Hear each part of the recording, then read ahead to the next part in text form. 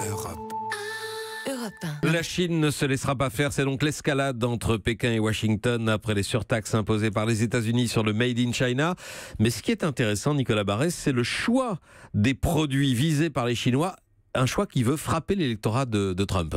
Oui, c'est habile. La Chine vient de dresser une liste de 659 produits américains qui vont être taxés. Et les premiers visés seront les producteurs de soja, de porc, de poulet, qui se trouvent dans les États agricoles les plus fidèles à Donald Trump. La moitié des exportations américaines de soja, par exemple, va en Chine. Ces sanctions sont donc une catastrophe pour ces agriculteurs. Également dans la liste des produits industriels lourds, métallurgie, chimie. Bref, Pékin cible là encore les cols bleus américains, ces ouvriers qui ont voté pour Trump. Et puis enfin, autre subtilité, la Chine s'aligne exactement sur le montant des exportations taxées par les États-Unis. Le message est clair, ce n'est pas nous qui voulons cette guerre commerciale. Nous ne faisons que répondre aux hostilités que vous avez déclenchées. La Chine se pose en victime et appelle à une action collective des États-Unis. Et elle aimerait bien embarquer l'Europe dans cette croisade, car les Européens sont aussi très remontés contre les surtaxes imposées par Trump sur certains de nos produits. L'ambassadeur de la Chine auprès de l'Union européenne, Zhang Ming, multiplie les offensives de charme. Il parle d'une nouvelle phase d'ouverture du marché chinois.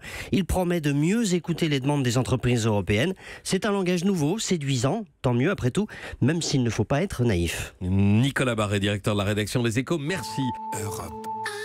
Europe 1.